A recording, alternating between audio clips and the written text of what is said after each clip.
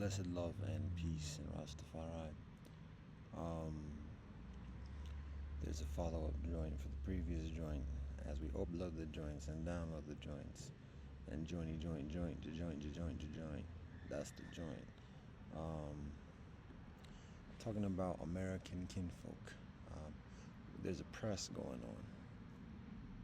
There's a desperation, to be honest, and there is an increasing eventuality. There is an increasing aggression and unfolding, and a resignation.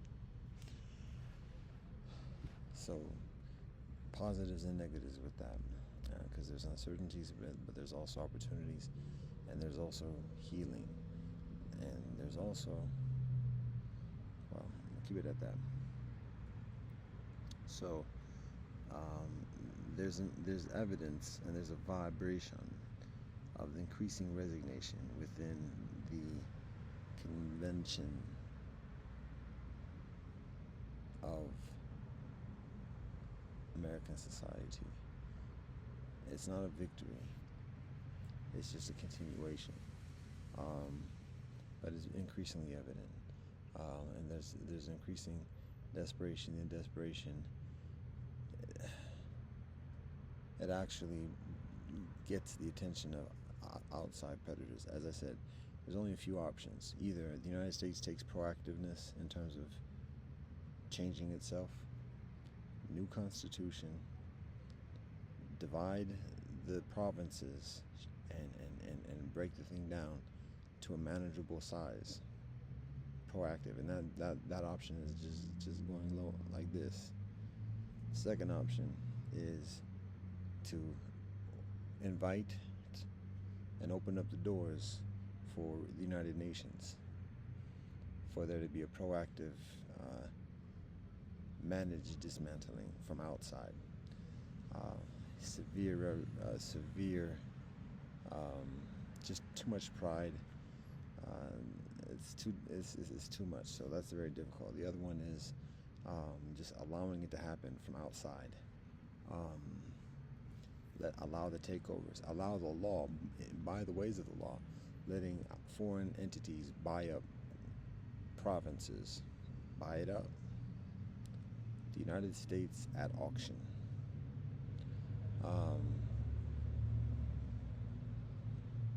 That's the third option. All legal, all by the law, and then once it goes at auction, it has its own propensity of opting out, because that's the eventuality, and connecting with another international IGO conglomerate, whether BRICS, non-aligned movement, and otherwise, whatever, religious diaspora or diaspora, whatever. All right, so that's the third option. The fourth option is just like fend everything off, continue doing the protectionary, excessive measures of blocking borders and blocking this, that, and the other, and hiding and being duplicitous and everything else. And the gangsters, the underbelly, rises. And the front lines are the streets. Front lines are the youth, and that's already being lost. Like, that can be expected to be actually a very quick turnover, to the point where the semblance of government becomes so weak that the outside has to come in that respect anyway. So it's already on. There's that version. I'm not trying to conjure that. We're not trying to conjure that. But we're just communicating the articulation of awareness. The measures of protection, the measures of threatening, the measures of coercion, the measures of corrupting are waning. The efficacy of it is waning. The fruits of it are decreasing. The price of it is increasing. So it's less effective. And other cats have better game around the world in that respect, comparatively speaking. So again, without the proactiveness and with a continuing blockation of the conventional ways of doing things. It's from within, and it's already happening. And the government is neutralized, is paralyzed in stopping it because it's too corrupt. And if it tries to flex in stopping the rise of the underbelly within the United States, then it calls itself out. All the politicians, all the kinfolk who bank and pay the politicians and have the strings get increasingly called out.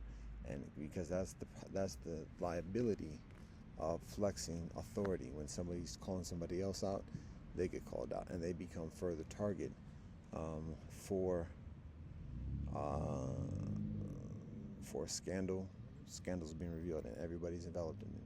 I see the doe again. I see her before earlier today, but she's right up on the traffic. I feel uncomfortable with that, but she's an adult. She has an idea what she's doing. She sees the traffic. So those are basically the four things. Now there's a fifth one that emerges. What that year? What that year? The fifth one.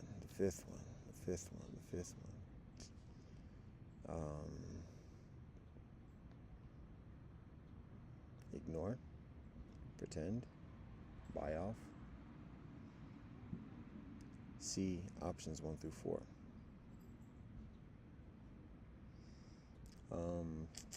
There is something, it's lightweight, a rendering of one of the other ones, but it's pretty much the gist of it.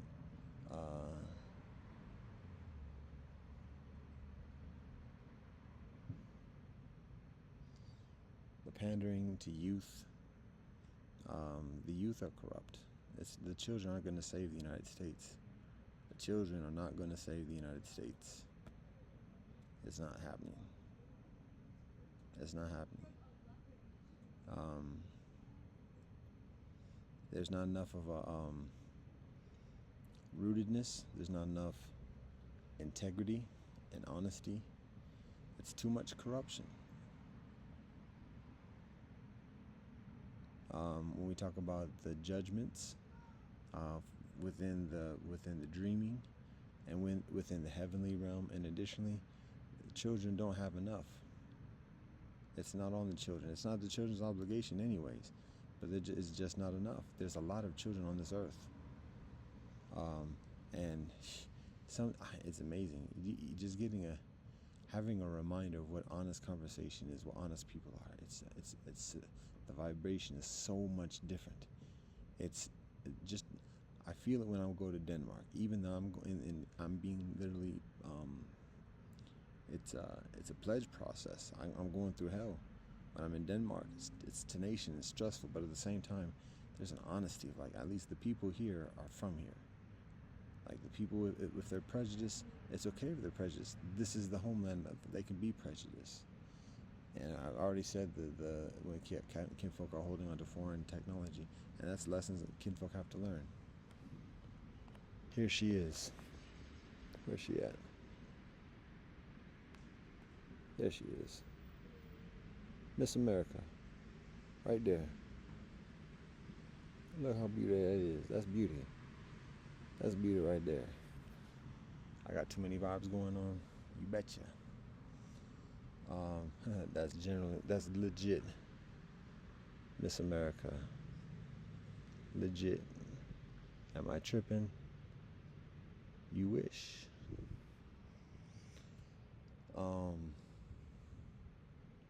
So,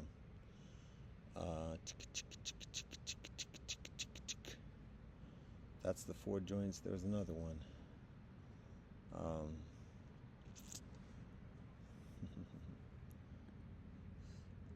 It's difficult to explain to people, like, what honesty is. Well, all right. So there's a point for me sharing this. Well, there's a follow up to the joint. What I was talking about before.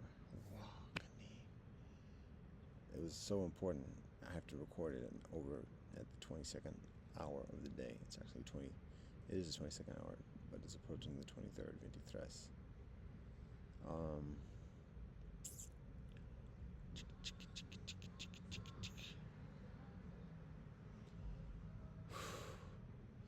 Being I can't. I'm not gonna go into that. All right.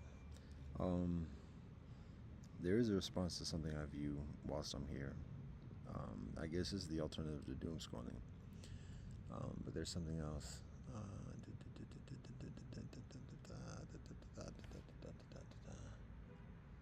Um,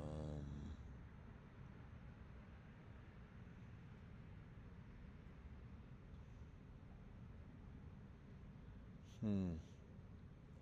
Might have to wait on that one. God willing, it returns when it's important. Um,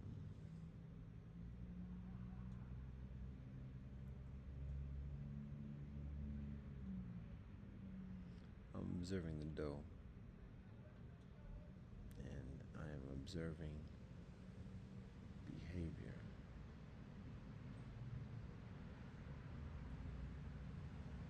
And I'm observing something that's interesting. Anyway, all right. So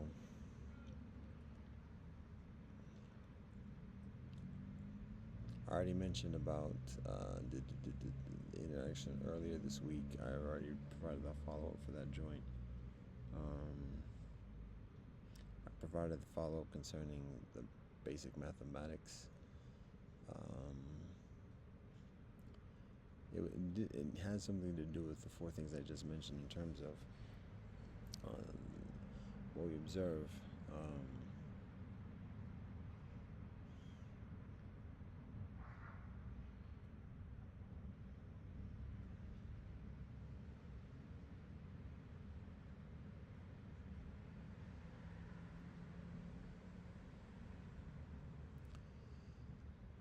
We have to make some decisions, like I said before, about communication on this internet joint and comprehensively,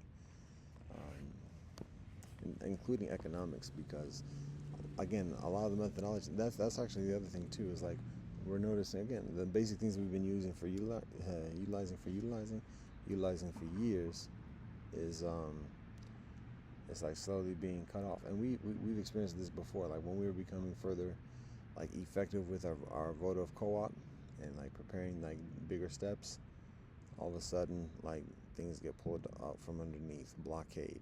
No, we can't do business no further. When we start making strides with the home front and getting things together to establish a land arrangement and community,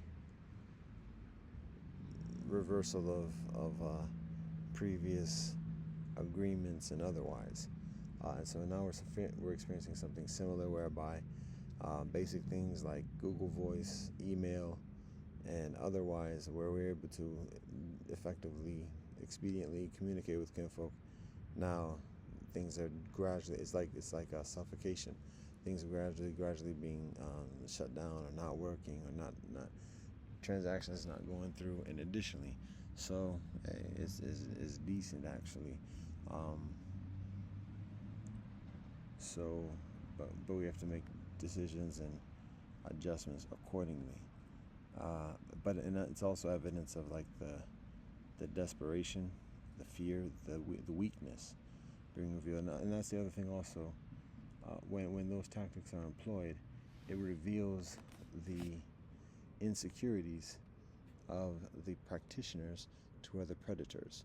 So I guess that's something towards the fifth option that I'm describing, that when the powers that be in the convention and hierarchy of the United States flex in these desperation kind of maneuvers, it is simply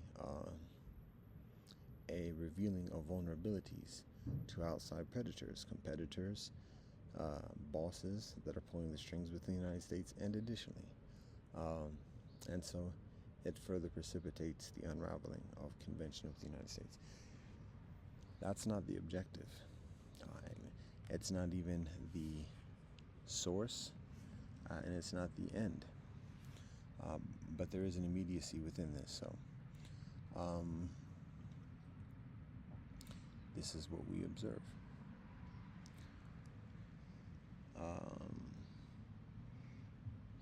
The whole thing with the social media, it's so constrictive. Finding, again, like the people that we listen to, the people that we connect with in YouTube initially, many are off of YouTube at this point. Many are um, matured in life, married with children, this, that, and the other, and not available for kind of general, non-prioritized kind of interaction with people who live in distant places. So that's welcome to life and getting older. Then the new generation arrives, and then like has to rediscover the whole thing for the new generation self, because um, the lines of connection and relationship between the generations is very scant. Much of it is because most people are very institutionalized, particularly young kinfolk. It's school, and if it's not school, then it's community, because all the extracurricular things are just very like finite, programmed, kind of insular methodologies of socialization and grooming. So in terms of like intergenerational interaction with older heads, like between 15-year-olds and 25-year-olds, and there's a lot of concerns about that type of interaction because of sexual predatoriness, and rightfully so.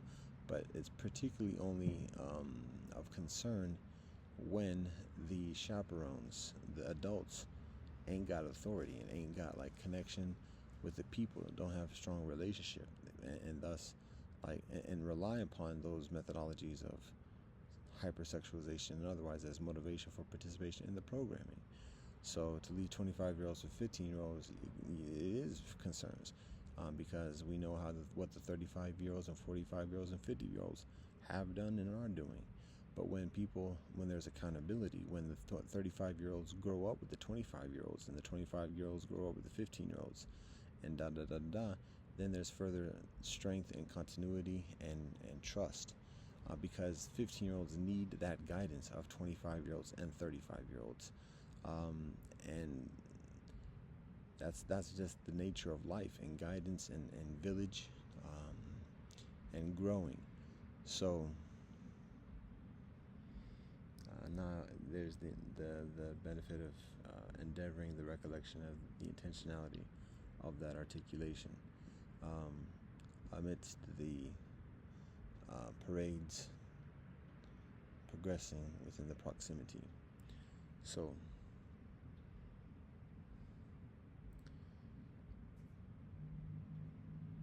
that is what is observed.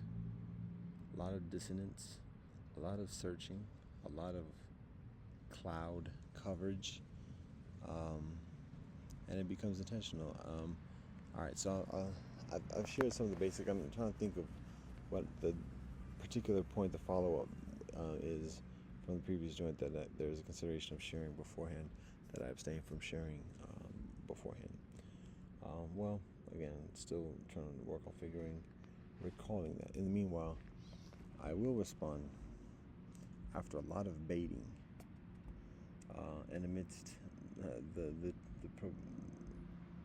tendency of being utilized as a lure.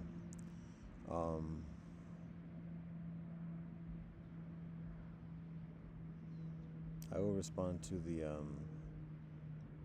algorithm solicitation. It could be perceived as directing, of like funneling attention and narrowing people's experience into this myopic kind of trope.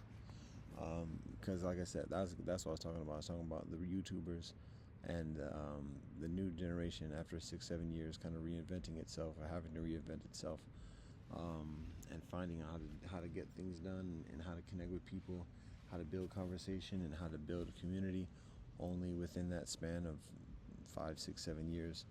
Like, there's the energy. Now it's a matter of like, okay, once people get to a certain point in life,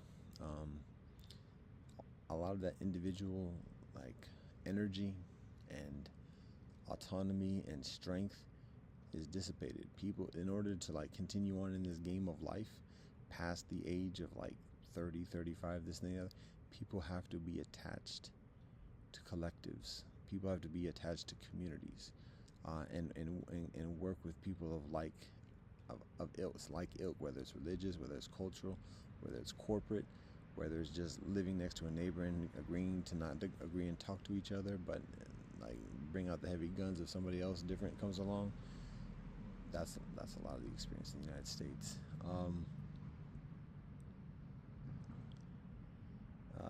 That's everybody needs that thing. It's very extremely rare that people can be very individualistic, and stay true to self, and the trope, and the whole trope of individualism. That's just another methodology of being collected within that trope of people who share that, and it is the idolatry of today. However, there's that. But everybody needs, at some point, the whole notion of the fierce individual, and like the lone ranger or whatever, that becomes dissipated about age 30, 35, generally at the latest.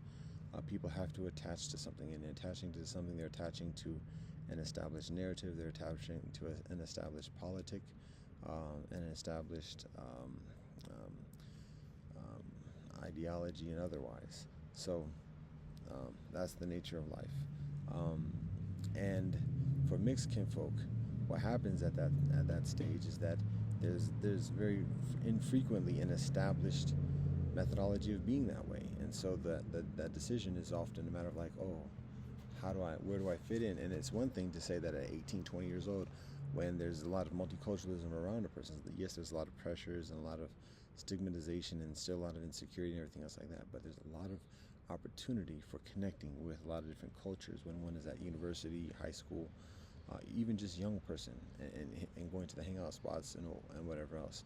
When one becomes older, those opportunities are much fewer, and that decision, it becomes like further drastic, further severe, um, and daunting. So that's one of the challenges when seeing like kinfolk doing it and knowing how much it takes to do it at age 20, at age 25, at age 27, at age 28.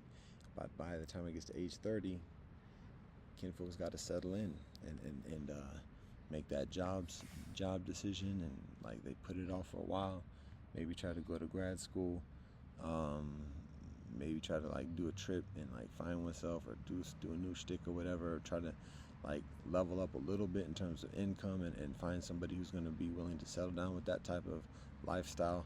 But it gets like, it's a lot of people might perceive it as kind of like cutting people's losses, and be like, okay, all that stuff that I was being told when I was an undergrad and everything about possibilities in life and everything, I've made my decisions to be myself, and it's not the most lucrative. It don't pay, and I don't get valued for that. And yeah, it's a nice thing for a graduation speech or whatever, but like 2 years later, 5 years later, 10 years later, like that ain't holding water with the mainstream. So, and we got to put food on the table, and additionally, so it's challenges in life. And so again, a lot of people are just like, all right, let me cut my losses. Let me just settle in. I can still live a decent life, still be somewhat self-respecting, have some memories and nostalgia to work on, and maybe here and there I can connect with a true experience. But otherwise, I'm gonna have to put on the smiley face and just grin and bear it. That's the actuality that kinfolk experience about that age, 30. Like cats get at age 30, ain't married yet, ain't have children, whether you're a man or a woman. What they say in China about the passed over woman or whatever. Uh, Same thing with brethren. Yeah, what am I doing in this life? What kind of man am I? Not being able to support a woman, not being able to support children, family, and like the prospects are very negligible, and it's just woeful disrespect and devaluation and predatoriness in order to just like get along, just to like fend in this life. So it's nasty. So being mixed, there's very, very infrequent examples of established infrastructure to support a person in identifying in that way. I mean, every mono-ethnic community has some type of infrastructure, basically speaking, black, white, brown, yellow. There's an established infrastructure of a movement, local community infrastructure, whether it's just even working at a community center, being a teacher or whatever, and then being an expert for studying African history or otherwise. So there are these establish institutional supports for, and it's not just a matter of identifying in a certain way, but by being in a certain way and studying and learning and being self-affirmational in a specific way. Lights out, blast, blast, blast. So there's an absence of that for mixed kinfolk, and that's part of the challenge. So again, when seeing kinfolk arrive after 6 or 7 years in a cycle, and then having to finally make a decision like, hey, I'm gonna have to be out, it's too much, and I leave my legacy, and there it is. Then another generation emerges and is like reinventing the wheel 6, 7 years later. How oftentimes never hears about the previous generation and all the organizations that are all the HAPA Issues Forum, the Mixed Heritage Center, American Multi-Ethnic Association, just in the United States, mixed in Manchester, UK. These are just like, again, the OGs that have been that were around some 20, 30, actually even 40 years ago. Most kinfolk today, young kinfolk coming out, have never heard of this, are oblivious to the legacy, and like, again, start reading, because the continuity between the generations is oftentimes the universities, and the universities don't teach, generally speaking, this legacy, and all the professors that are involved with critical mixed race studies, and additionally are teaching the experience of multiculturalism and mixed heritage through the agenda and the interests of academia, and academia is simply interested in continuing to divide and conquer all the demographic boxes, just to keep people leveraged and fending against each other. Simple divide and conquer. So the whole premise of multiculturalism and even intersectionality and all this is actually division. Keep people divided, stirring up the pot, kicking up dust, keeping things confused. The selectivity in terms of publication and who gets the credentials and everything else like that. Professors vying against each other for publications, and additionally, and who speaks at what conferences and whose leadership at what conferences. And it's all backed, it's all paid for through academia. And academia is by and large governed by a very monocultural plutocracy that is not interested in genuine multicultural, balanced, egalitarian involvement of authority from different ethnic, religious, and cultural constituencies. So the professors are just the puppets of those boards of directors and that plutocracy. Facts, facts, facts. So that's part of the challenge. So when it comes to continuing the legacy of the conversation between mixed people, universities do an extremely, not even a poor job, intentionally don't do it. Don't provide the history, don't provide like what groups are there before, don't provide the support. Intentionally, I spend years talking with kinfolk here at Case, of which I'm an alumnus. I've relinquished my alumnus status, so I don't even do that anymore, because it actually doesn't matter. It's actually our universities don't care about alumni status. To be honest, they don't care about that. They care about money, and if somebody's an alumnus and provides money, beautiful. If somebody's not an alumnus and provides money, beautiful. Don't care. One either way. Dibby-dubba-dob. That's facts. So further observation of the tag team tactics being employed at this very moment, and whether kinfolk are intending it or not, there is a dissonance, and I mean that's okay, because for every dissonance there's also I won't say compensation, but there's also balance. So we know that when we put in work and additional patience and dealing with conditions, the universe is balancing. So and we know kinfolk who employ these tactics are actually extremely diligently and viciously wrestling, because I observe myself personally is how much even just this device gets in the head, and me doing these things being on my own volition. Was it not daylight when I started? So I know that kinfolk are out of their minds. That's across the board, including myself right now. And kinfolk are struggling and striving, wrestling with God and man, and endeavoring to prevail, persevering to prevail. So we know that. And we know the response, particularly with the passive aggressive emasculating dissonance and provocations, is patience and directness and honesty. And that's done at that moment, and it's done as a daily trod. So that's what we cultivate to the best of our ability, with humbleness, and we give all thanks and praise to the Most High Elohim, the Most High authority known by many names and beyond all names. So that being communicated, that is some of what we observe. It's interesting to experience like the malaise, because just when I talk about experiencing the beauty of being within honest people, and additionally, there's also the experience of like the negative energy, like just like the suffering and the angst. And it's not to blame people, and it's not to condemn people, but we feel that. Um, it's pain. It's pain.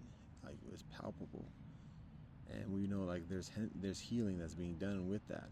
It's not the pleasant, because it feels like the first word that comes to mind is rape, but it just feels like a violation of like I don't feel like feeling this energy that you're bringing. But we know that the kinfolk need healing. Now that doesn't make it acceptable. Whatever else, we know the universe is balancing, but actually, what we also observe is that what recognizes that we tend to not question things when things work. We learn not to question things when things work. I'm talking about when things are favorable. And additionally, sometimes we can't question because we want to be mindful if we're being corrupted or otherwise. But eventually, at some point, we just recognize we are walking with God, and we have to trust within that. So, if somebody provides a generosity, an extra gift, rather than just being suspicious about, oh, that person's trying to corrupt me, or that person's trying to get over on me, or that person's trying to them kinfolk is trying to like to pit me with that free this, that, and the other. Just trust in God. There it is. Trust in God. And then when things go sour, oh wait, this thing wasn't working like it's supposed to. So and so didn't flow through like they're supposed to. Oh, that it costs 15 times as much as it was used to before. Trust in God and proceed. So, what is the priority? How deep is it at that moment? And progress. So, that's some of what we observed in recent conditions. As I mentioned before,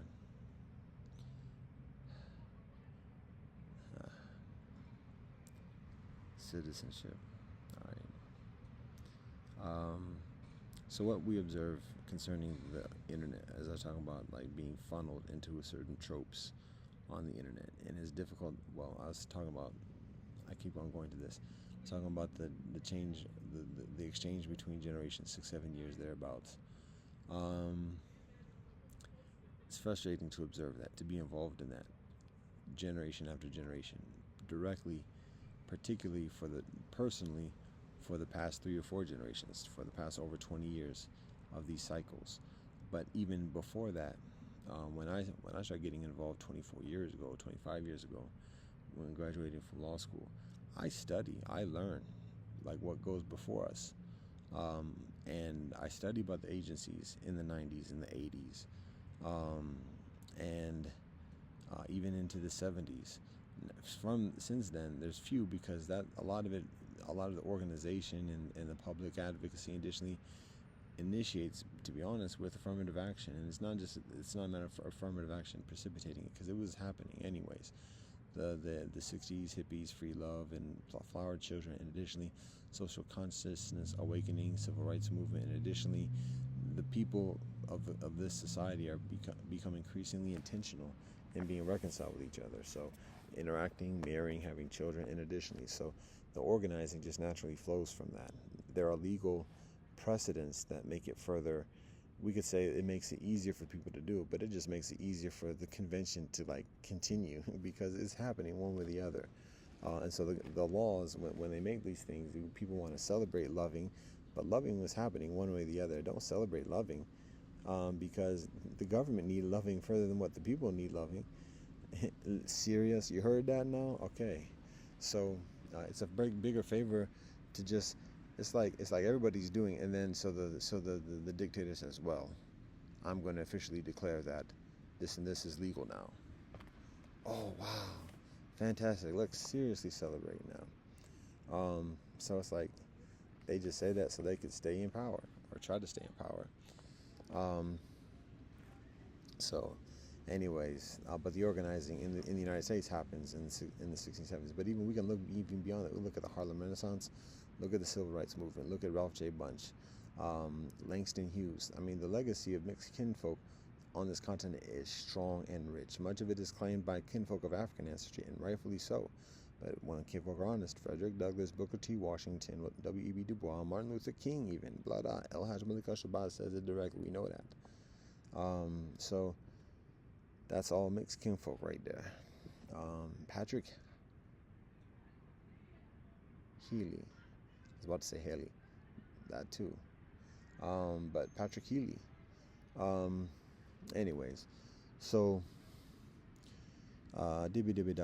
that's the frustration with 6-7 years, and then the communication at this moment. Like, what's the actuality, the plausibility of actually initiating a conversation with the new generation, amidst the conditions today, because there's very little trust, generally speaking, in terms of social media interaction and otherwise. So, and even things going through, and additionally, so. Now, that being said, in the meanwhile, like, we get funneled into these search results, these suggested videos, and then if we hit one, then a flood. And it's not just a matter of the algorithm trying to respond and give us things that we think that the algorithm thinks will like and everything. There's a programming that's involved too. And again, just connect the demographics and the boxes with all the political strategies, economic strategies, and intentionalities and apartheid mentalities, and additionally, and that's funneling our attention, that's funneling our information on social media, it's funneling our ideas and our daily agenda right now. What up? Accordingly. And so what I'm observing particularly is when I do these searches for mixed heritage, now I'm seeing a lot of this black versus mixed trope, where there's Dr. Umar, peace and blessings to him, I speak with him, or I should say, I speak concerning him and not about him, because don't do that. We don't do that.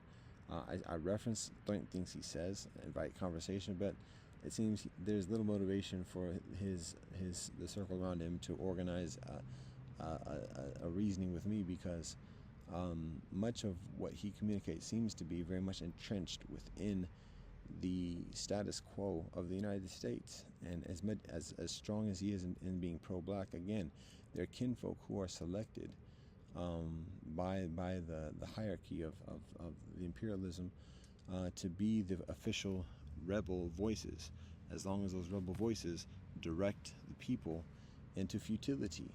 And those who follow the rebel voices, the select rebel voices, and don't go into futility and actually start like either doing something further militant or something further constructive, then they get identified as people of interest.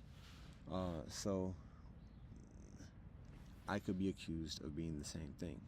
So again, the best way we deal with those susceptibilities and semblances is being honest about it, calling it out, and letting people know, and make an informed decision accordingly. It's the pains of honesty. So, and it's not of my own volition. That's just a matter, like I said before, me being utilized as a lure, intentionally or unintentionally. So that's just, again, that's the nature of the game. So what I'm observing is being further funneled into this trope of black versus mixed. I've already addressed some of that. It's just such a ridiculous. It's so. I'll say it's so. I'm reminded of a childhood memories. I'm gonna say it. It's so fucking stupid. It's so fucking stupid. Black versus mixed. Like, people have lost such a, and that's the other thing too. All right, people have lost such a sense of self to just value oneself by how much one suffers, by how much one is put upon, by how much one is down, and then degrading others for not being down enough. And then meanwhile, being unapologetic about ambitions of rising up. I gotta get mine, blah, blah, blah, blah. I know that's right. Where's the party at? Ignorance and love for all kinfolk too. That's what's so.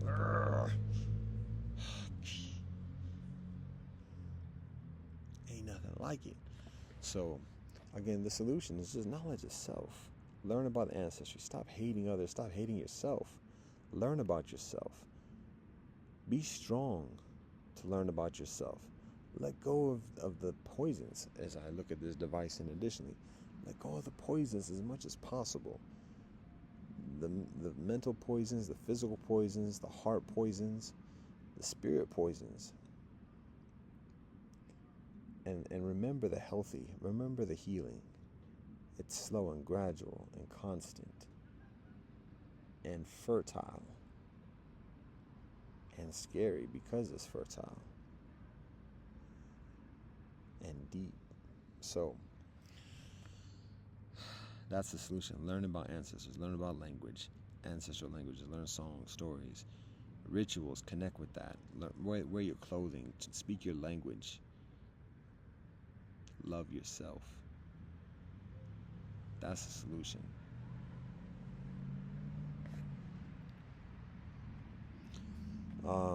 Now, that being said, I am going to speak on something I just viewed that I didn't view before in the past day that when I was given my list. And so it is Kendrick Lamar. I'm familiar with the Brethren for a number of years. I don't recall listening to any songs. Like I said, when I saw To Pimp a Butterfly, just like that concept is very disturbing. Whether it's ironic or whatever else, it's just like, that's not positive. And if it's going to be like a commentary about it or whatever, it's not positive. And then when I hear parts of other joints, I see the N word, I see the B word. That's all self-hate. Plain and simple. That's self-hate. Plain and simple. Don't pimp yourself. Stop pimping yourself. Stop bullshitting. You're hating yourself when kinfolk use that word.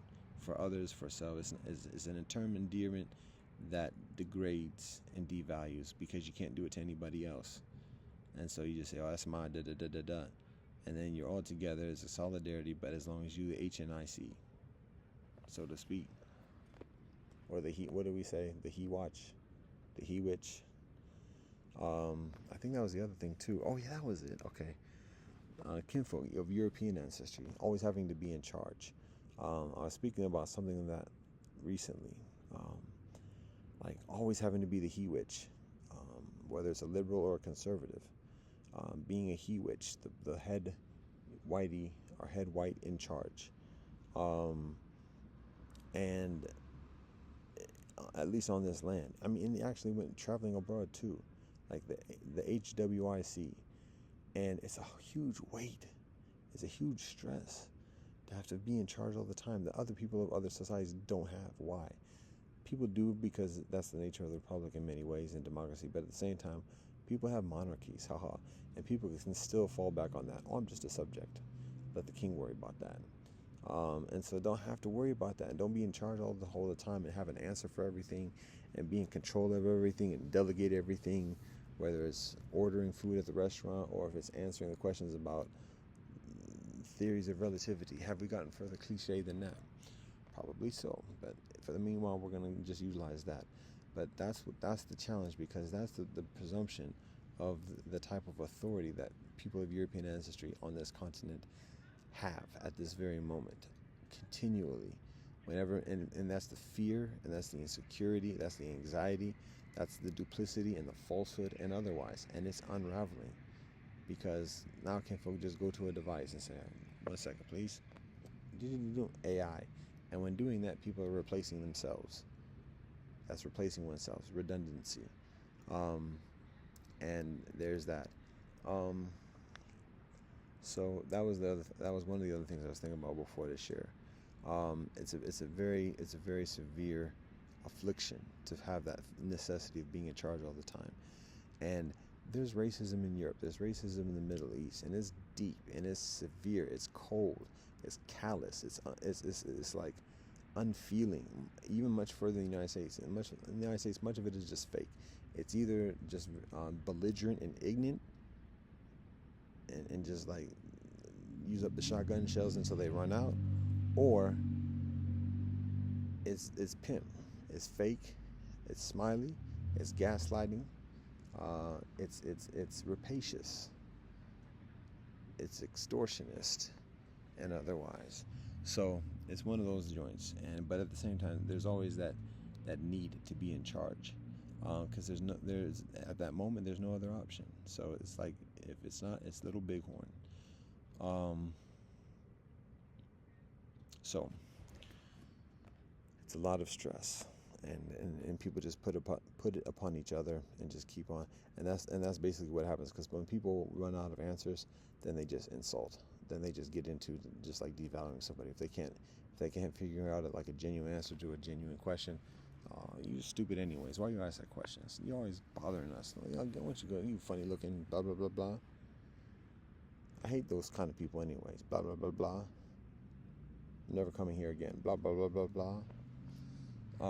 So that and part of the challenge with that of always being in charge, additionally, particularly in that type of way, is because it's a very finite game.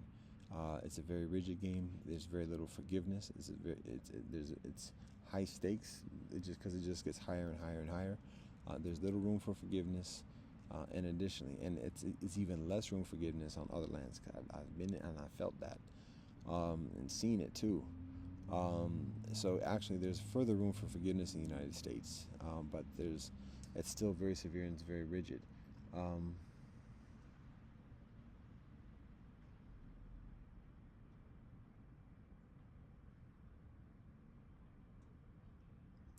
so that's what we observe, and the thing is, there are methodologies of maintaining authority in this life on this earth to high levels without that rigidity, without having to be in charge. It's a matter of just being humble, from the giddy up, teaching children humble, to all continue to recognize a greater authority.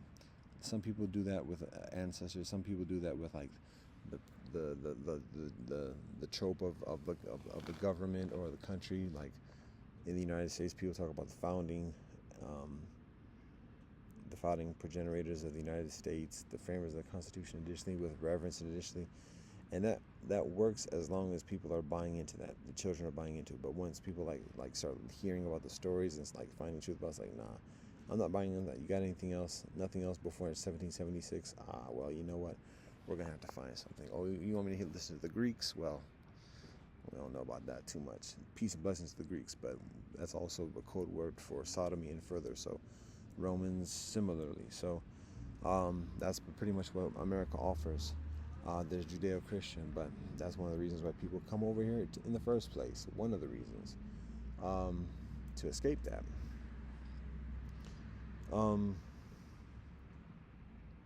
By criminality and or by religion. So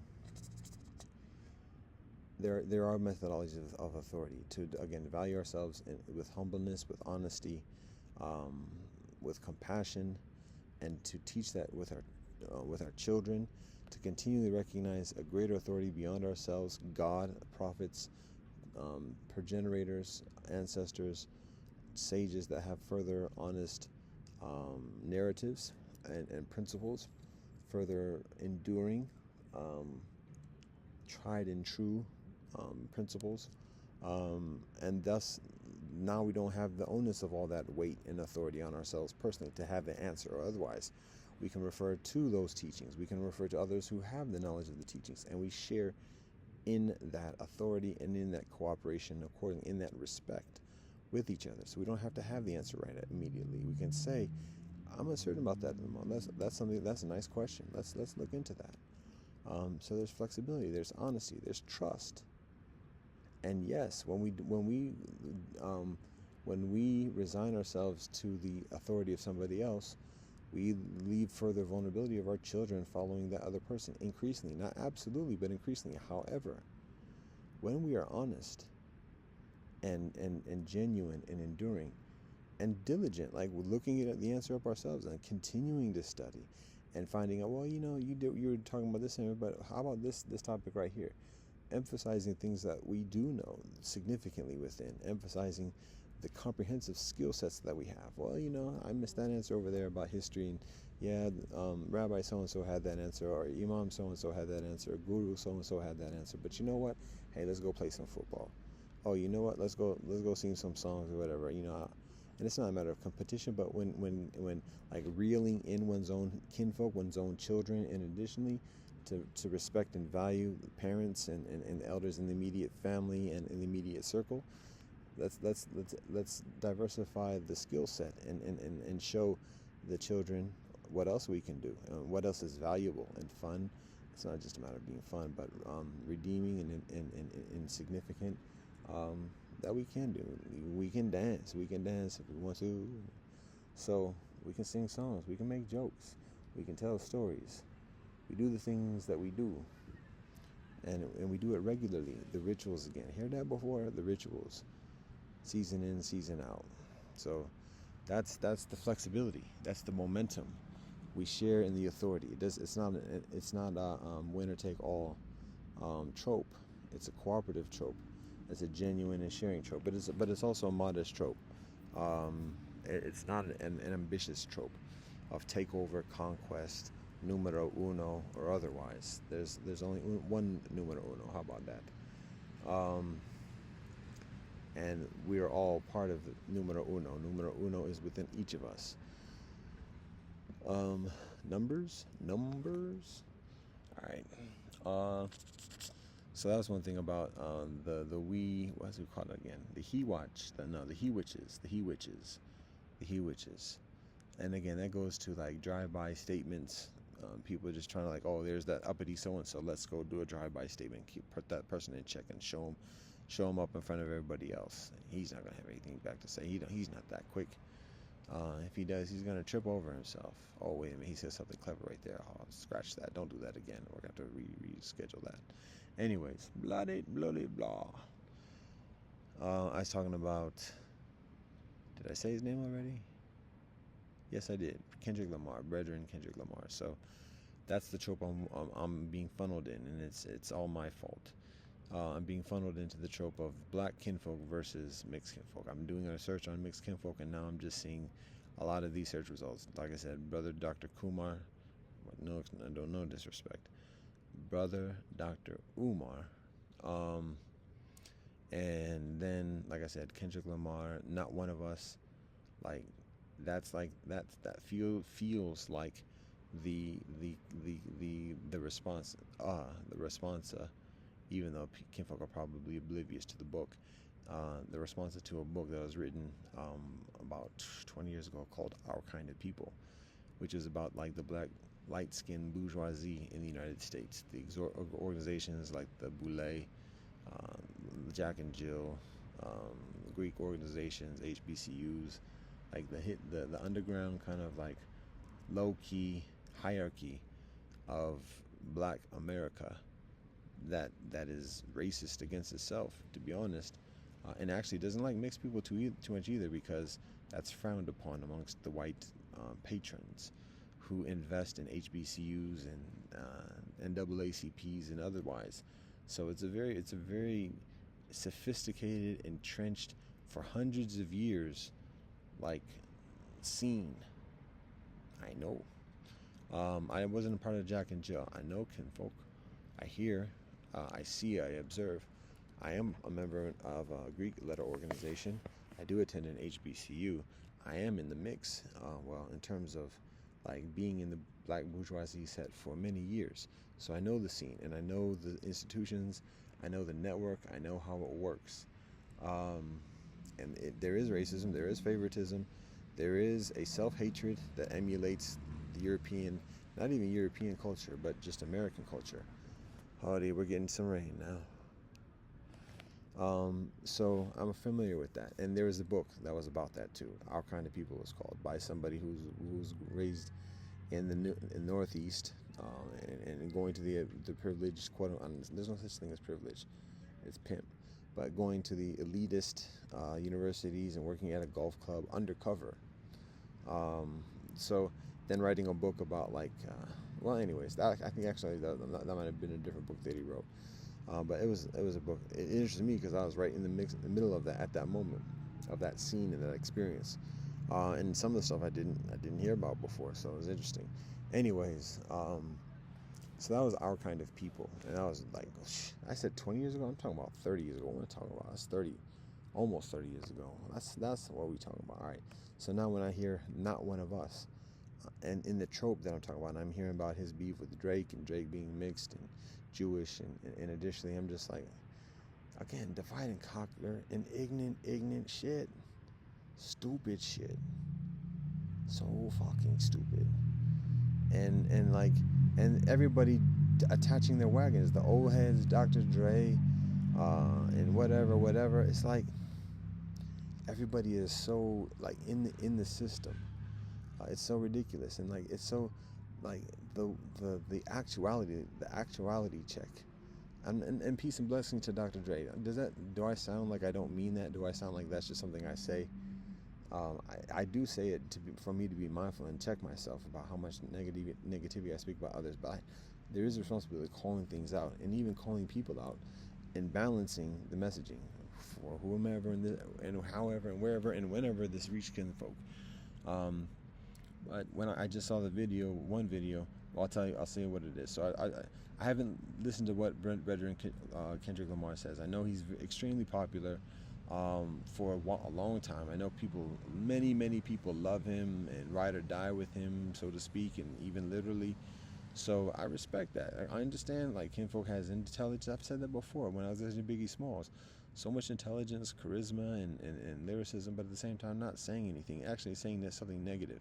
And what we also learn is that even when kinfolk have all those skills and talents and God-given gifts, it's not even a matter of like it balances out the negative. It actually is a liability, because though all those things are utilized to lead people into something that is unhealthy, pimping, drugs, violence, ignorance. So anyways,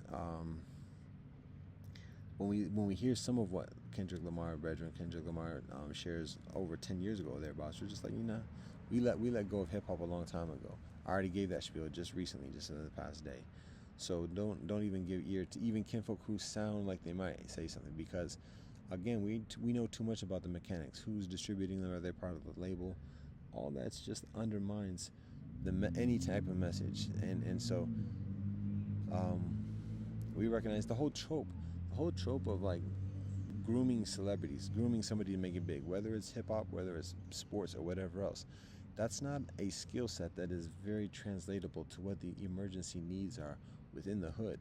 Training young brethren to be able to take the pressures of a crowd of 100,000 people, to be able to perform at a high skill level in a particular skill set in front of 100,000 people is not, and when not making it to that degree, but that's how kinfolk are being trained, it's not very translatable to what people are eventually, the other options that people have. So it's like a lottery pick, that he being trained for this very unique skill set, like going to the moon, but only so like less than 1% of the kinfolk are actually going to go to the moon, if anybody at all. And otherwise, instead of being an astronaut, it's a matter of like, oh, okay, you're going to have to like, I don't want to see something that's pejorative or demeaning, but just be a slave. That's it. If not an astronaut, then just a slave. It's one or the other. So the skill set does not translate to what people in the hood need, which is the relatability, not the ability to perform and make a jump shot or a free kick in front of 100,000 people away.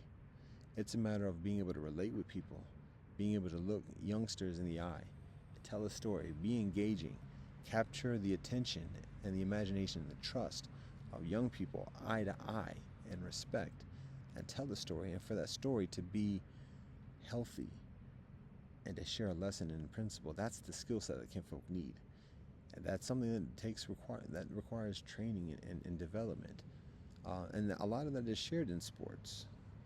But when kinfolk have a proclivity, when they show some talent, some skill in that respect, then it becomes like like the hawks come out, the predatoriness comes, like, oh, that's a scout, that's a recruit, and everybody starts getting dollar signs and start, oh, that's, no, he's the truth, that's the next one, this is the next one, this is the next so and so, this is the next so and so, yeah, no, he's doing things, because then everybody starts to like attach their thing to that prospect.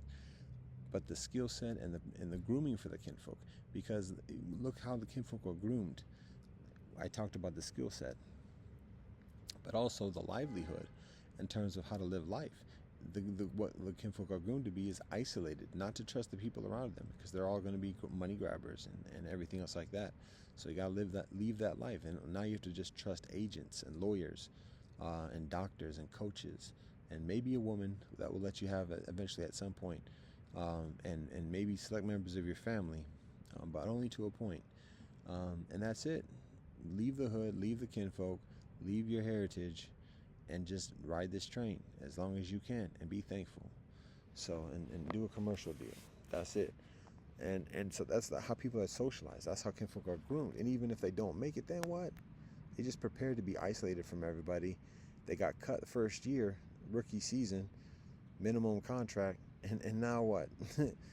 They just left. They just said deuces to everybody. They left the hood, said, oh no, I'm buying my mama house. And oh, wait a minute, that was just the down payment. Oh, hey, y'all, can we get that apartment back? Oh no, what's up? No, you know. So it's a matter of us as a collective taking responsibility ourselves, and remembering what the priority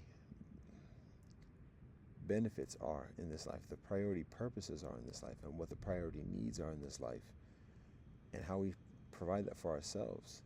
And when those are other than readily available to be rightfully shared ourselves, away from the predatoriness, the imperialism, and everything, then we start to like say, okay, you know what, we're gonna have to do some things. We can knock things down, we can shut things down, we can break things up very thoroughly, very systematically, very patiently, very slowly, very quickly, very hugely, very smallly. We can do these things. It's not life. It's property. It's inanimate. We can adjust values of properties through elongated campaigns of destruction, graffiti, sabotage. Not life, but property. It's not life, it's property. That's the new AI. That's the new AI. You know what I'm saying? All right, ha. So that is within our power. That is within our discipline. It's not even within our rights. Bump the rights. This is life. So that's what we teach our children. That's what we teach our boys to men. That's what we teach our girls to dance.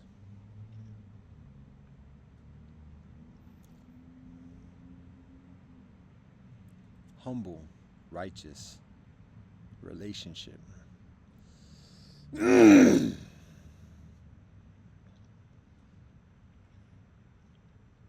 So, Brethren Kendrick Lamar, looking at the To Pimp a Butterfly. We flip it.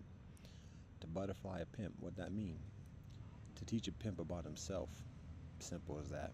Let the rest go. That's it. Full stop. Pick up the mic. Let go of the mic. Actually, to be honest, don't touch the mic. How about that? Too many kinfolk putting that mic on their mouth. Organic. Acoustic. The acoustic. COUP. It's not It's the coup. It's not coup. It's the coup. All right. So that's the experience from the past decade or so with Brethren and Kendrick Lamar. Now, don't know what the beef is. I mean, you can imagine what the beef is between himself and Drake. Don't even know what's going on with Drake. Haven't heard much about Drake actually, long time. I'm not in the loop. I'm not in the know. I'm not like even social media. I don't get those type of things. I don't look for those type of things. Like I already just gave my spiel about hip hop generally. Um, but now I'm getting funneled in these results of Kendrick Lamar, not one of us. I can imagine like it's a diss track. Oh, and it's about Drake. Oh, okay. So who's us? And if you're talking about Drake, but are you just talking about Drake? Or are you talking about other people who are like Drake? Because we're hearing a lot of other things from a lot of other kinfolk that are giving a very similar kind of trope, and we're seeing a lot of messaging, and we're seeing a lot of this puppetry amongst the peoples in positions of voice box and otherwise. Um, the whole culture, yo. Again, like I said, it's gone. Like America is gone. Black America is gone because Black America is attached to America, and that's not hate. It's gone. It's gone, y'all. It's gone. It's gone. If I seem like a coward because I say this in like isolation, I'm not trying to put it on people. It's not a matter of being concerned about the blowback. I've been doing this for 20 years. I don't wish it to happen. I'm communicating that it's already happened. It's happening. It's not. Do I have to need to tell this story again of the sister who was kidnapped, raped, and murdered, and then thrown in a freezer? And the murderer sends a message to the family, a ransom note for the family to pay, and shows a photograph of the sister with the newspaper of that day. But what he's actually doing, and he does that for a long time.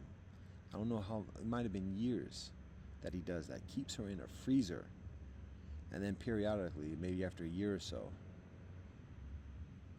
takes her out of the freezer, lets her thaw a little bit, puts some makeup on her, staples her eyes open, and then puts the day's newspaper in her hand. Takes a photograph, sends it to the family, and says, "Send money." And they do. Eventually, the brethren is caught. But that's America right now. America is dead, and the abductors, rapists, and murderers are utilizing the corpse of America to extort the kinfolk who still believe in it. It's gone. It never was, but it's gone. And again, it's not even the Waterloo, but like the death knell was the Obama presidency. Once a person, you already know that. It was already on weak legs because it was shaky. I mean, once it lost its biggest competitor to give the whole us versus them kind of rallying thing, like it was like the handwriting was on the wall. And there's, I mean, you could 9/11, and additionally, like the awareness of the biggest enemy the United States having is itself. The biggest killer, the biggest killer of American lives is America itself. Um, that becoming increasingly evident and unreconcilable. So then here comes the great black hope or the great mixed hope, who's not from the experience of America in terms of his African heritage, not hating, but that's significant. But just the fact that a person of African ancestry holds the number one job officially, the official number one job. From that point, people of European ancestry are not going to buy into it, regardless of how much nice game kinfolk have. That's not hate. Again, that's facts. The America is hate. Grab and kill. That's America. It could be a long time. It doesn't have to be immediate. It can be a slow death.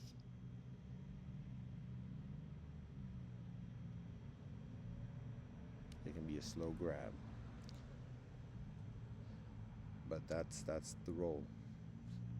Anyway, all right, well, I'll finish with this. So, Kendrick and Lamar, Kendrick Lamar, seeing the thing. So, I'm seeing us. I have to figure. Okay, I'm getting too much of this. Not one of us, and so I'm actually discerning like how serious is this trope of divide and conquer between black people and mixed people, because I'm not in that. I'm not claiming that. I'm mixed. There's nothing else to do about it. People call me black, but if I wasn't, I can't even say if I wasn't mixed. But I just know black is not a thing. White is not a thing, and it's not some neo-liberal, neo-conservative, postmodern intersectionality kind of intellectualization. It's just Africa. Just understand, America is it has this practice of distracting people from who they are. And that's what black is, that's what white is. White people don't know their history, by and large, ancestry of Europe, Northern Europe, Scandinavia, language, writing systems, and additionally, it's just this notion of skin color in the United States. Um, so, all right. So but at the same time, even though what I may do something, it's a matter of looking at what's going on around me, what other people are building and vibing off of, and how other kinfolk are rallying things. I'm not hearing it where I'm at. I'm not. I mean, I don't mess too tough with kinfolk who aren't ignorant stuff. We talk about reason. We talk about like serious things, or we deal with kinfolk who are just belligerent. That's another situation. Um, all things to praise the Most High. We walk with humbleness. So, so that's my purpose. I click onto the Kendrick Lamar video just to see at what level is this, what are the details, what are the specifics, how much am I gonna. I'm not trying to listen to a lot of it. I'm not trying to hear, because I can imagine a lot of what it's going to say. I'm just trying to listen to the gist of it to get a gauge of how strong it is, how pervasive the message that he specifically is pervading, knowing how many people are following him, and particularly because he's just connected with the machinery that puts on blast what he says. So, and it's not of his own volition, because in terms of like the aggregate of it, because his voice is significantly regulated by the infrastructure around him. The influence that he has is significantly regulated by the infrastructure around him. And kinfolk in hip hop, in the music industry, any genre, no, there's huge amounts of people who have talent, amazing, beautiful talent and charisma, and additionally, but there's a selective process in terms of who the infrastructure chooses to be showcased and spotlighted and mass produced, and to become celebrities and to get their message out there. And additionally, and people say, oh no, but he's speaking the truth, and he's beautiful and amazing, and he's just so honest, and this and the other. There's countless people who share that, and every kinfolk know that, the artists know that, and they say, well, this is talking about being fortunate additionally, but at the same time, they're co-opted.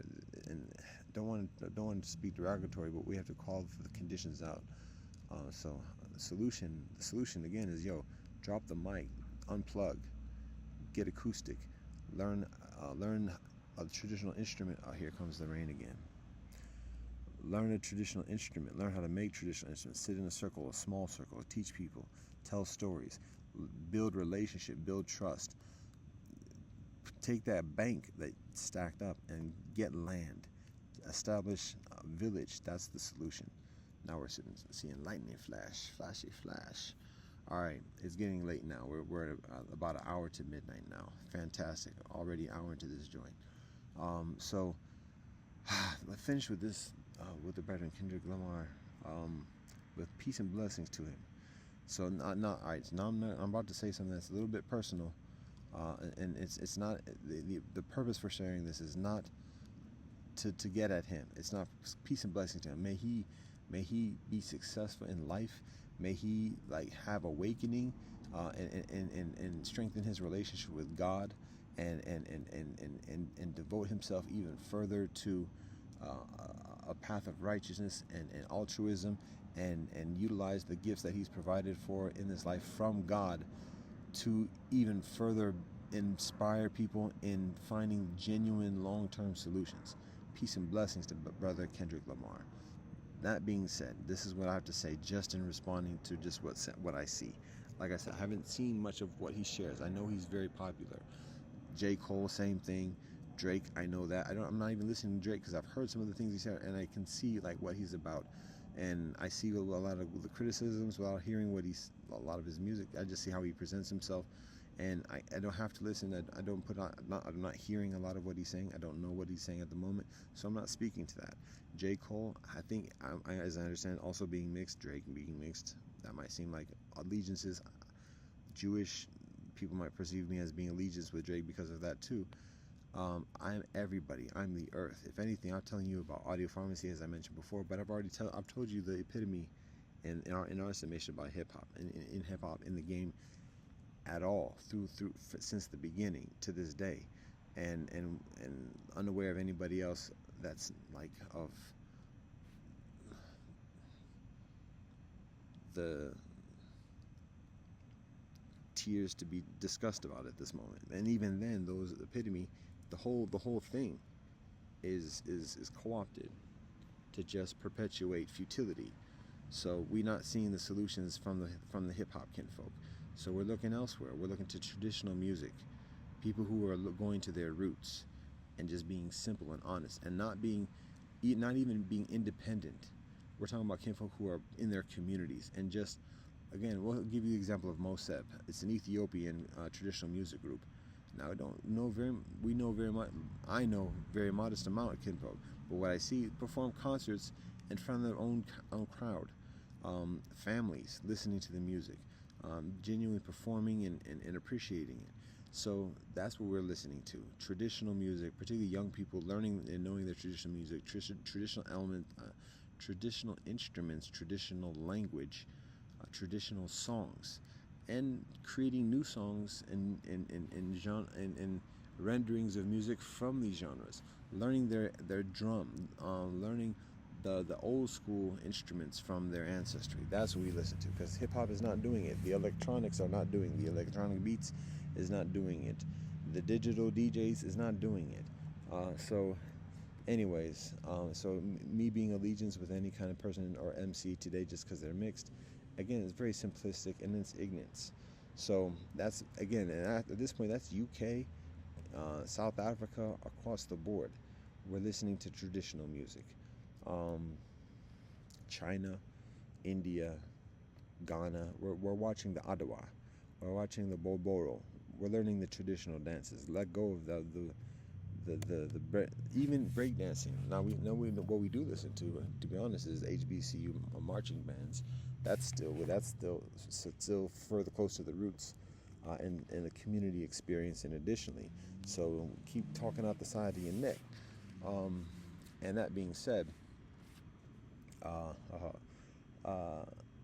we're looking at traditional dances, providing sistren with that methodology of expression, as the sistren say before, expression, venting, and learning about one's heritage, and escape, just getting mind off things through dance that is increasingly healthy and constructive and communal, family friendly, and that is compensated, so that when the skill set is learned, like with the Igbo kinfolk in Atlanta, the sistren going to the community, and the uncles come up. You want to make it rain. So, in one note on that, how about let's let go of the U.S. dollar? Can we do that? And can we do, like, so if we're going to be baller, how about just drop some silver coins? How about that? Ching, ching, ching, ching, ching, ching. Do some silver coins, and if you're flexing, you can do some gold coins, and drop that on the kinfolk. Drop it like it's wide. Anyways, so that's what we're talking about, because, look at the faces. So like I said, the Adawa. Ooh, there's a bunny rabbit. I don't know if we're gonna catch this one. That's what we're talking about. Traditional dances. We're talking about. Here it is. Look at that. We got you. You see that with the rocks? That's that bunny bunny. So, like I said, the Adowa, the Boro Boro from Africa, the Iskiska from Ethiopia. We're talking about, I'm going to mess this up a little bit, but the Bachat Naman, I know. The Osisa dances from India. The Tibetan dances. The Tibetan dance is fly. Yo, do you see the Lumi native kinfolk with the reins? With the reins. That dance is hitting. The two-step. Come on, y'all. The two-step. Listen to the Muskogee. The Doe. Traditional dances that get us rooted, get us strong, get us going. The waltz, ballet even, flexing. The folk dances, Scandinavia and further. Do some dabka. Erev Ba.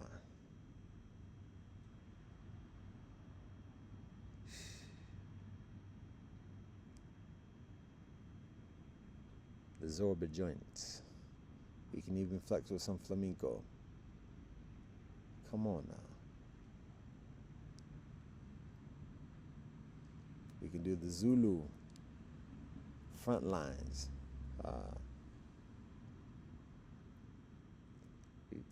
The Maasai jumping contests. Come on, y'all. Y'all see that? It's too many. It's too many.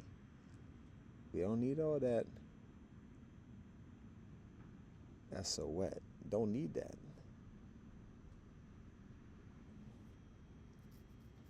We got deeper. We got stronger.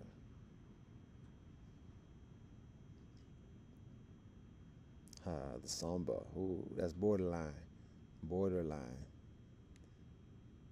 But samba with a long dress? How about that? What? Samba with a long dress. We can even throw in some capoeira in there. And yo, let's the noobs big up Spring 94 Beta Chi and drop some shimmy. Some. Keep some in the bond and otherwise, but there's a demand. Share some of that shimmy and guide them right.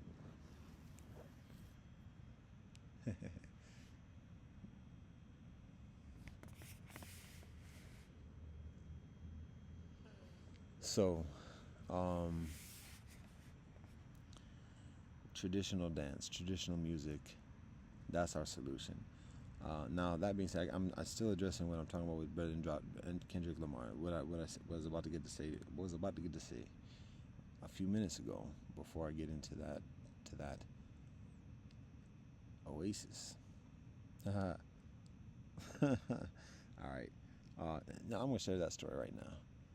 That was a beautiful thing. Now I'm in Manchester. This is nearly proper 30 years ago.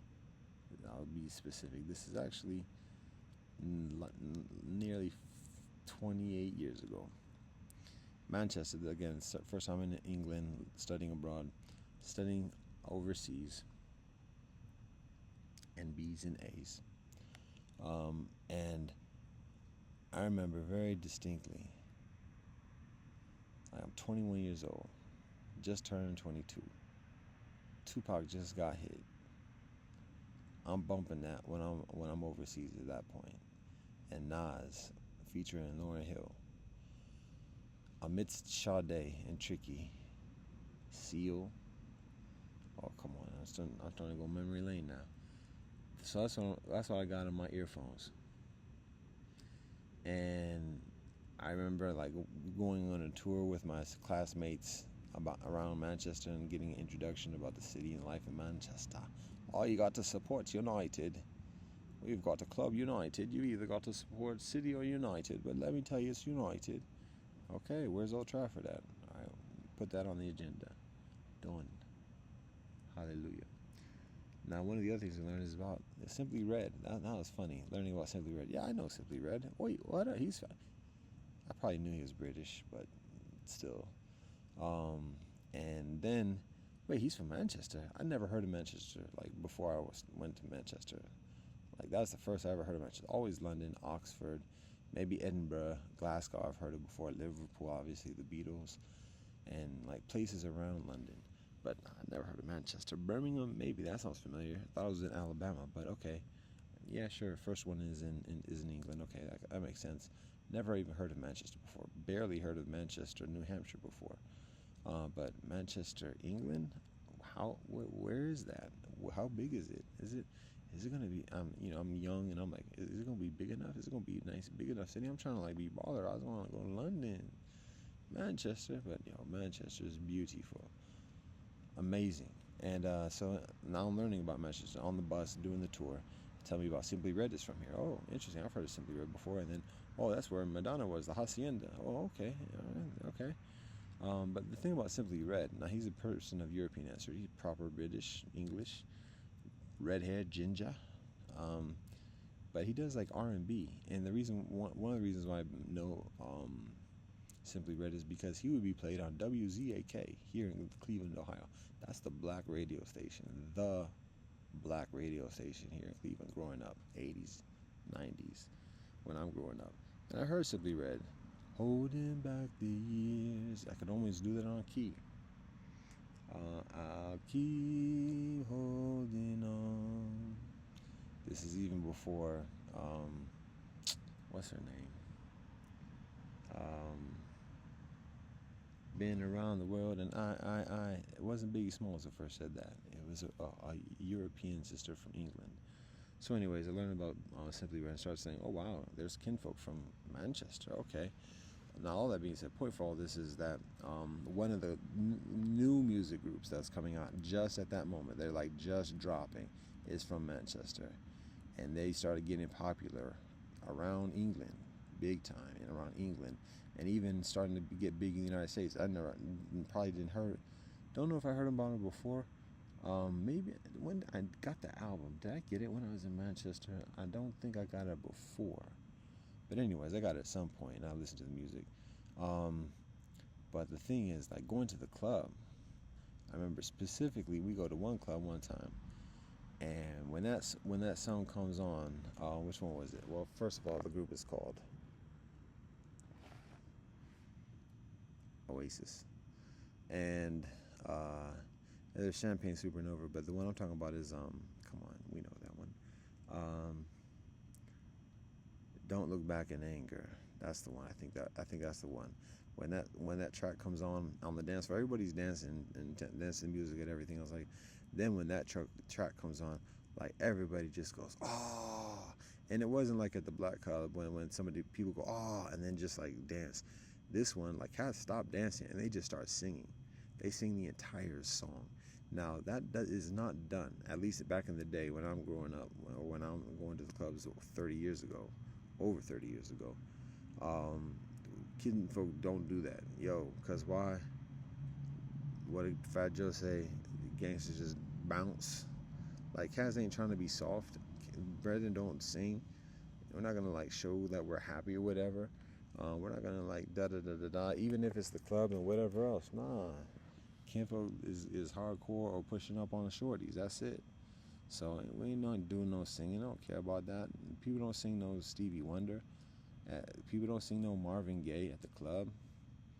So I'm not used to that. So when I was at the club in England, that track comes on, everybody stops dancing, and it's like everybody. It felt like a high school thing. Like everybody knows each other, whatever, and everybody was just singing that, like belting that song, like and feeling it. And that's one interesting thing about English people in music, like Sting, and additionally, and it's not. There's an authenticity, and one of the reasons why English people love black music so much. There's an authenticity because again, like America's just so fake, and there's always a pretense. There's always like a Uber doing this or that to overcome that fakeness because people don't want to look at the actuality of what people are doing here. So there's always this facade, and it's just like it might be pretty as what and everything else like that has a beautiful aesthetic, but just like like nah, I just don't feel like being plastic today. That's America across the board. It is. So The people that applies to the least are those that have the least amount of choice in being here. But even then, by this point, it's the corruption is rife. I'm not immune from that either. Me being here with this nice little MacBook Pro Lite, whatever it's called. I don't mean to be disrespectful, but it's Air. That's what it's called. Okay. Um, so it's culpability all around. Um, but anyways, we recognize how English kinfolk, um, again, English kinfolk are racist too, but there's a greater honesty, and it also shares in the music, so that somebody like Simply Red can sing R&B and have it played on the black radio station here in Cleveland, Ohio. So I heard about Simply Red. Now, anyways, all that being, I got already to the point of the story, which is Oasis being at the club and people singing, and I just remember sitting there. I knew the song. I might have sung some of the lyrics. I might have known some lyrics, but I just remember it's like sitting back and like, people are actually, and these are like 18-year-olds, 19-year-olds, brethren trying to push up on sister, and additionally trying to be cool and doing whatever. But when that song comes on, bump that, we gonna sing. And it was just like, wow, people are singing here, like serious. And like, they know the lyrics, they're into it, they're giving themselves into it, they're belting, they don't care how they look or how they sound, they're feeling it. And I'm like, well, okay. That's what we're talking about. We're talking about culture. When kinfolk can sing together like that, know the song. When I ask people for years, what's a song you know how to sing from beginning to end? That's meaningful to you. And that you think I know how to sing from beginning to end, that's meaningful for me. That's what gets us through. That's what gets us through. And when kinfolk ain't got it, kinfolk ain't getting through.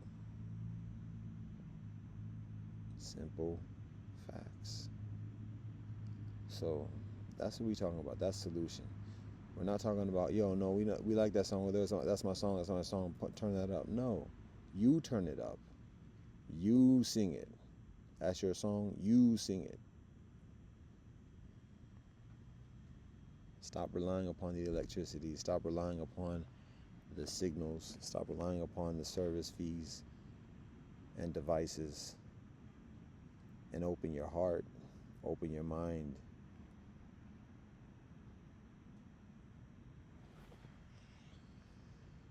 All right, so I still have yet to say the thing I got to say about the Brethren Kendrick Lamar. So I listened to the track, not One of Us, and I stopped after 15 seconds. To be honest, I clicked on the one that seemed like the music video, and I thought it was like a farce. I thought it was like a spoof, because I'm listening to the voice, and it sounded like just like a, to be honest, like a punk. And I'm saying that word a lot, but I'm getting it back too. So I'm gonna keep on saying it, because punk is not something to be reverenced, and it's part of the pimp game in the U.S. imperialism. And I know there's a whole movement of culture and music and everything else like that, and that's not disrespect for the kinfolk who are struggling in that respect. However, the kinfolk are also very much duplicitous, because the kinfolk are still resigned into being part of the imperialism that kinfolk are supposedly rebelling against. And so this whole notion of being a punk and being proud is such a bullshit thing, because all it's doing essentially is recruiting people, particularly people of African ancestry and other kinfolk who are marginalized, into this trope of futility, intoxication, corruption, sexual exploitation, and political impotence and oblivion. So we call out punk, and it's not hate. Punk is a matter of being scared and afraid. And so we call that out, because kinfolk can't afford that. And we see the corruption, the manipulation, and the pimp through that trope. We look at how brethren like Bob Marley are sexualized in terms of marketing, always being shown with bare chests. And that's how Rasta roll in Jamaica, because it's warm and that's the climate, and that's how Africans are. Yes, but then when we take the photograph, which is not Africa, and the technology and mass marketing, and we show starting in postures where one brethren is behind the other brethren. And, no, get a little bit closer, No, wait, flex right there. No, hold that. That's pimp, that's LGBTQ, and that's our heroes. They get paid. So the brethren said, well, you got paid, so you're doing things, man, you're doing things. No. That's been long time exploitation. So we call things out concerning punk. It's love. We can do better, punk brethren. You know that too. Green Day and Further. Beautiful music, beautiful kinfolk, beautiful endeavoring, but at the same time, when it leads ultimately to the futility, that's the most tenacious, the most sinister. Just like the smiling young, charismatic young brethren at the airport. Oh, can we split the taxi? And then come the big bouncers. So that's what we observe with the brethren Kendrick Lamar. It's not just him; it's the culture today. It's extremely emasculated, and like the whole culture has lost its mind. Dre going up and talking about, "I see real people." Is that what he says? He's not in the position to say that, and peace and blessings to him. But he's not in the position to say that. I'm not trying to be. This is not supposed to be a hate thing. I'm not trying to do that. I keep saying that recently. I don't do this. I don't talk about people, but I'm responding to what's being put in front of me, and I invite kinfolk to respond respectively, respectfully. I'm trying to be as respectful as possible. This is the nature of the communication these days. I'm not hiding from it. I'm out here. But kinfolk are welcome to respond. We invite reasoning, but again, honestly, Dr. Dre is not the one to be saying he sees real people, because to say that with credibility. Just saying. Anybody. Well, so, but then, okay, first that's a little bit next along lines, but always bowing the head, always capitulating. If to properly understand my mannerisms, it's beneficial to recognize that, one, I'm not human. Two, I'm not a predator. So all the presumptions of intentionality and resignation or otherwise based upon what people are accustomed to, based upon their own myopic experience of predatoriness, there's an invitation to study further, to be further accurate, so that there's less frustrations and less recalculating concerning the very distant and we can even say erroneous presumptions and estimations. So there's that. Shall I bow my head again? And for those who do those symbologies, particularly with sistren, to signal like whether a man is being dominant or dominated.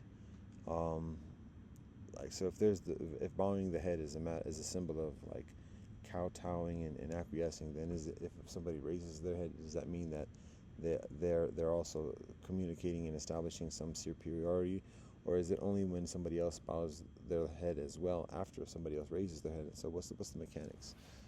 The unspoken mechanics. Anyways, there's certain legitimacy with these symbologies, but again, like there's a myopic realm of presumptions concerning those calculations. So going back to the hip hop culture. I mean, it's in world football. It's in American football.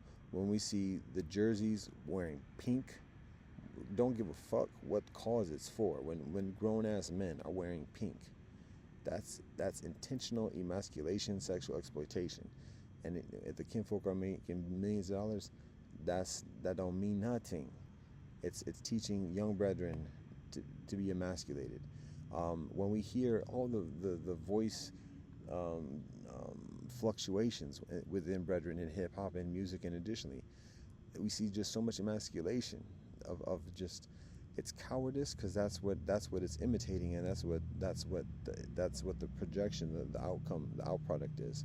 But just that whole endeavor, it's like people seem to have difficulty hearing how they hear, and that's myself as well. But just so much emasculation, and there's like an overcompensation of, well, he be getting women, and then I can't say women because that's too soft, so I have to call the women derogatory terms just so to establish some type of masculinity, and that's what we hear with the brethren's music. Just the first few seconds, be this and that. So now he's putting down his own people, self-hating, as a way of establishing himself, his own masculinity, his own authority, his own strength, and everything else like that. So now that he's got his juices going, now he can get into saying what he's got to say, and maybe here's another N-bomb and everything else, because that's how cats get up, by getting over on each other, on one's own self, on those who are actually supporting him.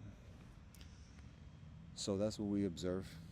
And again, the first time I heard it just a few minutes ago, like, well, before I did this joint, after I said, okay, I'll listen to this track, I'll listen to what he's talking about. How to what extent is this contrived divide and conquer trope at this moment, based on this new hot release, da da da da da, and the beef with so and so, and da da da da da, and the whole trope of mixed people aren't black, da da da da da.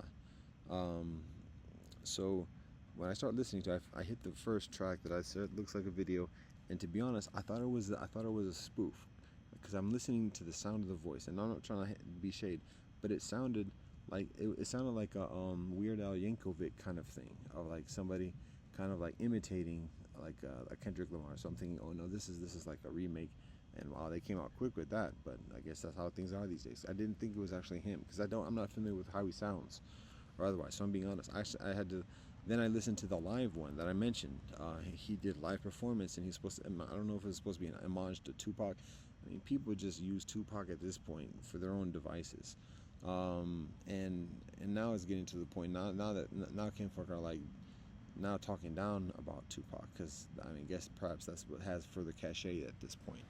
So that's all right. Anyways, so I listened to the live version, because I can see, presumably this is him performing with his voice, and I'm like, wait a minute, that's the same voice.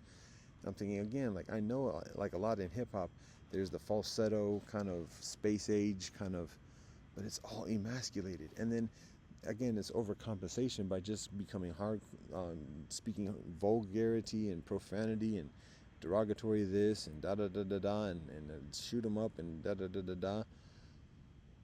But it's such a normalization of emasculation, and that's what women come to expect, and what brethren come to emulate. And then again, when that's balanced, or that's coupled with world football players, Barcelona, having pink kits, pink jerseys, official in the stores, and other big name clubs wearing pink, the keepers wearing pink, grown ass men, strong physical men wearing pink trainers, tennis shoes, and otherwise sneakers. NFL players, big ass, strong, hard hitting mouth, wearing pink to support this cause, that cause. No, it's so much emasculation. So the young boys look at that and just like, well, and now dads are wearing pink shirts, and then dudes are wearing pink t-shirts and jogging, and then wearing tight pants, and these are straight men. And then like the whole counter thing, I think that's gone away at this point, because it looks like a sports bra. People better take off their shirt and they look like a U.S. female national team member after scoring a goal. That's the normalcy at this point. That's the mainstream. And so we see that again in the culture of hip-hop, with the falsetto voices, and like the Eminem kind of thing going on. Eminem is further masculine. Eminem is not as well, at least when he begins. I don't know what it is in recent days, whatever, and he's a dad at this point, maybe a grandfather, I don't know. But in respect and peace and blessings to him too. Anyways, that's just what we observe. And Eminem is also a little bit different than the punk kind of scene, although he looks very much like the Green Day kind of scenario back in the day. He's a different type of situation, and I don't mean that derogatory. It's just it's a little bit distinct. So that's what we observe with the Kendrick Lamar. And then, to be honest, after listening to it, and again, I can only listen to so much, because it's just going bleep bleep blop bleep blop blop blop. Okay, there's charisma. I can see the delivery. I can see the swagger. But like 50% of those words were just like vulgarity that put your own people down and disrespect your own ancestors. Congratulations. Let me get off. All right. So I actually had to listen to another track from Kendrick Lamar, because I'm like, is that what he actually sounds like? Or is this kind of like something that's been developed, or is this something just for this particular track? Because I don't know what he sounds like. So then I tried to figure out what track should I listen to. It should be from back in the day, and like before there would be the tendency of doing all those type of special effects type stuff, and before that was further prevalent. But then what would be probably a track list? I try to find it up, and I try to look it up, and couldn't find a straight answer. And that's what we observe with kinfolk. A number of kinfolk today is like just like forgetting or not knowing, forgetting because everybody knows everything, but forgetting about just like a simple thing. Like when asking a young kinfolk a question, they say, "Well, do your own research." The fuck? Be honored that you're being asked a question and answer it. We got the skunky skunk. And answer it to the best of your ability. And if you don't know, be like, I have to think about that. But yeah, it's a legitimate thing if you ask for a specific detail. Can you give me an example? No, do your own research. What the fuck? Let's see, where are you at? Oh, come on, skunky skunk. Where are you at? Oh, the skunk is a somewhat quicker than what the skunk looked like.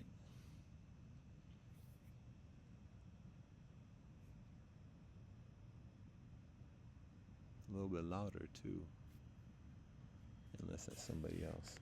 So yeah, we're half an hour to midnight at this point. The fruit and vegetable stand is probably less available at this moment too now.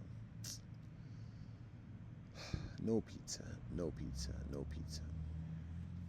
Fruits and vegetables right now. It's summertime. Where to get fruits and vegetables at midnight? All right. Let's see. So that's what we observe. And again, we observe this with what the brethren Kendrick Lamar displays, presents in that track. Oh, so I found a track before, like from like 16 years ago, and from what presumes to be what is presumed to be one of his challenges. Huh? Can we say this? Channels on YouTube. Because I guess some of the videos were on Vivo, and I don't know what Vivo is going on these days, if that's still a thing. But so it seems like official video, and even then, 16 years ago, whenever it was, like he's talking about using a derogatory word to describe a woman and telling her to get away or whatever else. It's like, wow, wait, this is what people are like hyped about. And I don't mean to sound again derogatory, but it's just like, and he does sound further masculine in that track, but I can see it's not such a drastic differentiation. So maybe it's just how he's developed his style or whatever else. But still, what is heard in this most recent joint of Not One of Us, it just sounds very. I mean, I know Lil Wayne has his thing, and I think a lot of people are emulating that. And it's kind of like counterbalanced by just a very thuggish, eccentric kind of personality. But Lil Wayne is somewhat of a very unique kind of persona, and I know there's a lot of people who are in that ilk. But again, it's just recognizing the actuality of this moment, how emasculated men are, generally speaking, particularly in the entertainment fields, including sports, including the big hard-hitting motherfucker, and how much kinfolk. That's evidence of the grooming too. The agents and lawyers and everybody else, coaches saying, "Oh man, come on, it's just the program, man. Everybody's doing. Don't worry about it. It's not you. It's not you. It's just where things are these days. I don't like it either, man. It's not old school, but you got that. What you got to do. You got to make a decision, man. If you want that money, man, that's what it's gonna be. That's what fans are expecting, man. They don't say nothing about you because it's the culture. Da da da. All that pimp game is grooming because old school brethren from the hood be like, come on, man, come on, I'm gonna clown you all day in and day out if I see you wearing that, because we help keep each other in check in that respect. But when those kinfolk are cut off, people become increasingly inclined to the kinfolk who are in their ear and giving the paycheck. So does that sound like prostitution? That's harsh. So anyways, the point is the very severe emasculation. So what's the solution for that? Sobriety, simplicity, priorities in life, knowing what the needs are, returning to the home front, protecting our home front, securing our home fronts, identifying what our basic needs are and how to provide that in an optimally honest and ethical way, to encourage and to provide comfort and safety for our women and our children and our elders and our vulnerable, so that our women particularly are further inspired and encouraged and strengthened and comfortable with modesty, with modest wants, with the basic necessities, and are abstain or much less solicit, brethren, that to do things that are self-afflicting, that are self-demoralizing, that are emasculating, just for the sake of a paycheck to get things that are unnecessary. That's part of the solution. That's some of it. So, I already talked about who I listened to in the past day. That is something that I listened to in the past hours or so. All right, we're getting to the zone of. I know we are. Oh, we're about to lose. I know we're about at the storage joint. Indeed, 2 gigabytes. We didn't even get a warning. They didn't even get no warning. What y'all doing? Ain't giving no warning like that. What you trying to do? So, all right, let's wrap this up right here. Peace and blessings. All things and praise the Most High. Blessed love and peace and Rastafari. Peace and blessings to Brother Kendrick Lamar, Dr. Dre,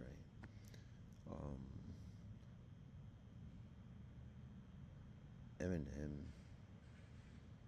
Green Day, all punks, all oppressors, all oppressed, all kinfolk of this earth and this universe.